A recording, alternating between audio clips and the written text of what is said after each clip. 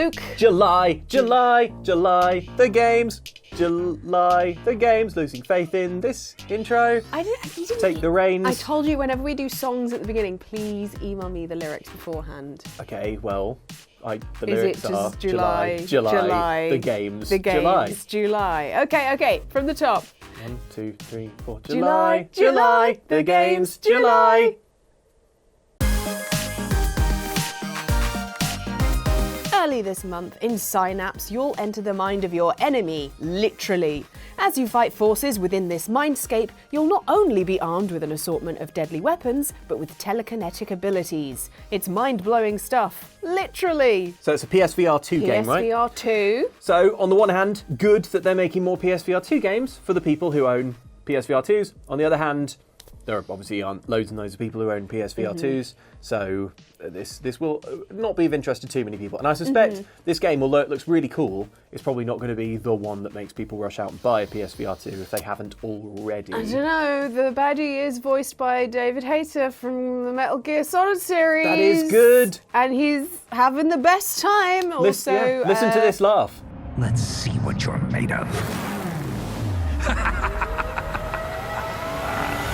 That's good. He's having a great time. That's quality stuff. Also, Jennifer Hale of Commander Shepard fame, Mass Effect, and it's solid looking gameplay as well. I think that's the thing that I'm really excited about, is that in my mind, this sort of game, which is a shooter with a twist in the vein of like Half-Life Alyx, this is what my favourite VR experiences are. Yes. Like Super Hot, another good example. Yeah. It's got that vibe, that slight aesthetic in that you're kind of like in this, when you're shooting things, they're not like actual people, they're kind of like things thought up in this person's mind. And also what's really cool is, so you have your guns and then you have your hand for throwing things around and people around.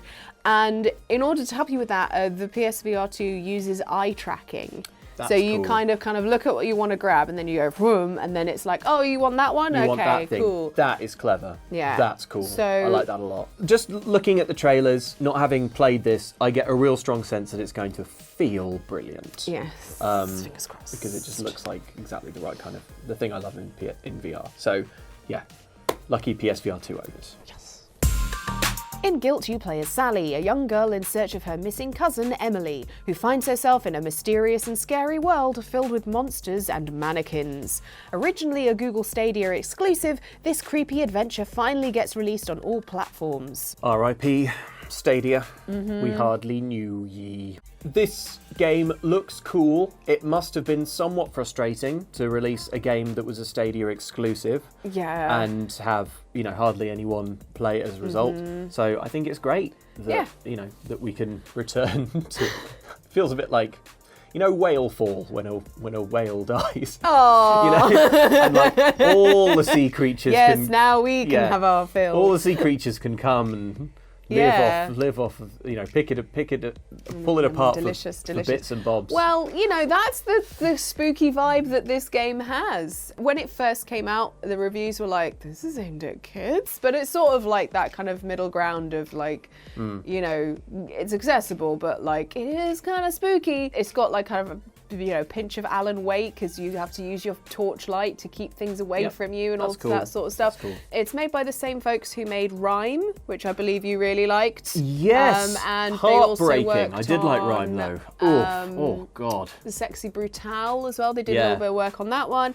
I'm gonna have to psych myself up to play this one. Then. It's the Rime people. But again, like with Rime, it's a shorter game. It's about kind of like 4-ish hours or so. Good. Which More is games a perfect that length for please. people who don't have hundreds of hours to put into a huge game, and just want a good solid experience. Or Elden Ring. People who don't have an amazing internet connection can play it now. So woohoo, that cool. includes me. Get the game to a broader audience. Usually, always a good thing. So great. That's great. A cult opened a portal above Edward's Island, and it's up to you to find out what the hell is going on. Sequel to the critically acclaimed Oxenfree 2 Lost Signals takes place 5 years after the events of the original game. What horrors will you discover on this supernatural graphic adventure? The first Oxenfree was really good. Yes. It also worked really well on mobile. I think it came out on Android and iOS. And this one is... This one is as well. It's coming out on everything, also Android, iOS, via Netflix. So if you are on Netflix, you get the... Because everyone keeps forgetting, Netflix does video games now as well, apparently. Mostly mobile ones. Yep. And some of them, Oxenfree 2 is a pretty good get, we'll say. And if you have a Netflix subscription, you get this game for free. I'm assuming? Well, not free, you've paid for it. You've already paid for it. So if you have a Netflix subscription, you owe it to yourself. You're robbing yourself if you don't download. You've paid for Oxenfree 2 in a complicated way. Yeah. So go get what you've paid for. I mean, if you're a Netflix subscriber, 90% of that is probably Stranger Things, let's be honest. And if you like Stranger Things, you'll probably like Oxenfree in terms of the vibes going on and the whole kind of spooky teenage story. Good. It's... Don't laugh at me, John, I'm a real journalist.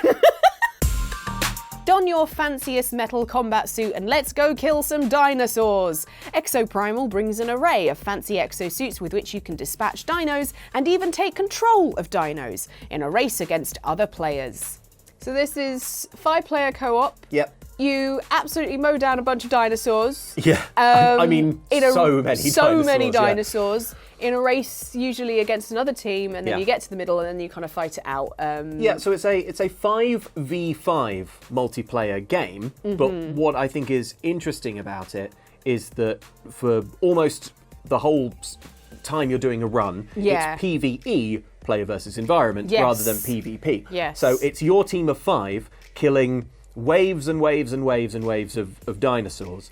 And then, like at the end, you do get to have like a little bit of a scrap with the other team. But the main thrust of it is like defeating dinosaurs faster than the enemy team. Also, you can take control of dinosaurs in the enemy's area, basically. And so like you could be fighting a dinosaur and it's actually like another person. So there are like elements dabbled through the PvE bits of PvP. Yeah. Capcom are pretty good at making games that like feel great. I think the sort of use case of being able to get like 5 friends together, and this is going to be better if you can play it with like a group of people who you know and are friends with and can be like chatting with and stuff. It's hard to do, right? Like it's hard to meet up with friends. It's hard, but like if you have the potential to do that, if you have the space in your life, I think it feels pretty good to play. So I'm interested. I'm interested to see if it has that like longevity. It's definitely what I play is definitely fun. It's fun. Yeah, interested to see if it has staying power. Yeah. It's time to build yet more tiny, adorable armies. Pikmin 4 arrives on the Nintendo Switch this July, bringing all new Pikmin with all new abilities for all new puzzles. Oh, and there's a cute dog thing now. I can't believe this game is actually coming out. I know. Yeah, I think it was, it must have been sort of going on 5 or 6 years ago. Yeah. I think Nintendo was saying kind of like, oh yeah, look out for more Pikmin 4 news coming later this year or something like that. And then it just went totally dead. And thank goodness, because the Pikmin games are really, really, really good fun. They feel brilliant to play, and it's extremely satisfying to just sort of be in control of all of these like milling around like little Pikmins. The strategy and the puzzling and the kind of overwhelming an enemy with your little Pikmin is it's extremely satisfying, and it's in a genre all of its own, more or less. So there are some indie games that kind of replicate the Pikmin thing, but in general there isn't really much else like Pikmin, so I'm glad that it continues to be a thing. This one, instead of playing Captain Olimar, which is the usual character, you're being sent to go rescue him and some of the other Space Squad who went out to rescue him. So you're going on a rescue mission. And you get to create your own character, which is quite cool. Pikmin 5, you'll rescue yourself from this game. Yes. The whole game is that kind of like, honey, I shrunk the kids, and now I'm using them to overwhelm overwhelm this And now small I'm creature. throwing them at a big frog. Yeah. Pikmin is one of those games that does good environmental storytelling in that kind of like, what has happened to this planet that it kind of looks like this and is like, because it's not sort of Earth. It's like, No. So yeah, I'm sure we've included it in a video of like cute games that are secretly nightmare dystopias. Yes, we have indeed. Let's put a card up there. Yeah. So yeah, Pikmin 4. I'd be very surprised if this wasn't great fun. Yeah. Popular TV and novel series The Expanse gets the video game treatment, as an all-new Telltale Games releases the first episode in an all-new game series. Created as a prequel to the TV series and following the story of Kamina Drummer, new episodes will be released every 2 weeks. So I don't know much about The Expanse. No. I just know it's like Mars versus Earth is sort of like the whole deal. I don't know much about it either. I know it has a lot of fans. And I know that Telltale, in the past, have made some pretty great games in this mould. Yes. They're Walking Dead, Yeah. The good thing about the Walking Dead games is that you did not need to have read Seen the the comics or seen the series, TV yeah. show to like get It was just a in lot the out same of that. universe. So that's what I'm really hoping for from this. I'm hoping for that it makes sense and is understandable to people who aren't Expanse fans. And I'm hoping that it's still really good and that Telltale still has that sort of special sauce. Well, this is a completely, a fairly different Telltale Games, because a lot of stuff happened in 2018 where it kind of disappeared and then another company bought the name. Yeah. And something like about 50% of the workforce who works at Telltale now used to work for the previous Telltale game, but it will be a slightly different company, slightly different group of people working on it. Yeah. I've mainly put this on this list just because I'm intrigued. I'm intrigued by it. Is it going to be good? Is it going to be interesting? As you said, are people who don't know The Expanse going to be able to follow it at all? Yeah, Or is it going to completely go over our heads? This game is also being developed with Deck 9, who worked on Life is Strange Before the Storm, Life is Strange True Colours, and the remastered collection of Life is Strange as well. Yeah, So there'll be a sprinkle of Life is Strange-ish things in there, so it'll be interesting to see how it all plays out. Good.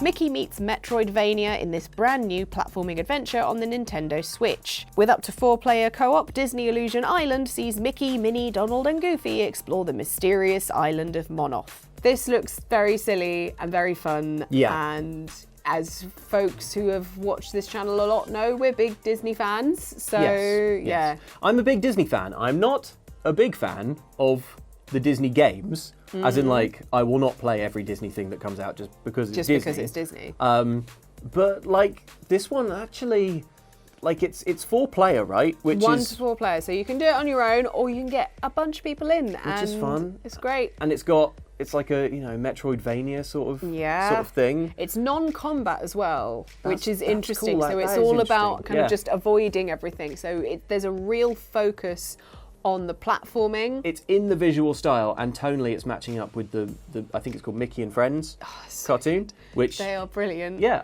and there is in the trailer for this game there were some jokes that I laughed at and Yeah. stuff.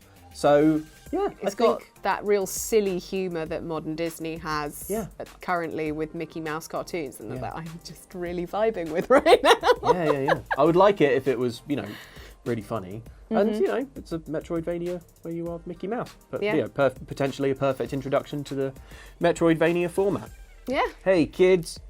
Pretty cool to play Metroidvanias, actually. Yeah. Get off. Put down your Roblox. Put down your Minecraft. Let me tell you a little something about a game called Symphony of the Night. You can really fiddle about apparently with the difficulty settings. That's great. So that you can make it so that there's infinite lives and kids can play with you really easily. Yeah, that's great. Applause from John. Applause from which John. I'm sure any parents at home watching and going, I don't want to have to guide my poor kid through a platforming game where you can die easily. Don't have to explain death in the Mickey game. Yeah. So those are some of the games out this July. Yep. Luke, what are you most intrigued by? What am I most intrigued by? Oxenfree 2, probably. Yeah. I think that's the one that I'm most excited to play. Obviously, Pikmin 4, I will play. and I'm pretty sure it's going to be good. But in terms of like not really knowing what I'm going to be getting, yeah, Oxenfree 2 has my interest. How about you? I'm really intrigued by Synapse. I've decided I need to get back in. I've like dropped off a little bit on my VR things because Zelda. So I want to get back into that and give it a go and try out the eye tracking, because I've had so much fun with PSVR 2 so far. Like, it has absolutely blown me away. Yeah. And also Disney Illusion Island, because I love that particular type of Mickey Mouse cartoon and that type of platforming game. So Add PSVR 2 to the list of things that you have dropped off because of Zelda, along with society. yes. And social groups. Yes. Hi, friends. We'll catch up. September, is that good? Is that good? We'll all go for a drink. That's when the DLC is likely going to arrive, Ellen. Man. Clear your schedule. November. That's when DLC 2 is likely to arrive. Well, let us know which games you're most excited for in the comments below, and share any other games that you are excited for that we haven't included on this list, because we're always willing and eager to hear them. But yeah, take care. Thanks for watching. Thanks for watching. Bye. Bye.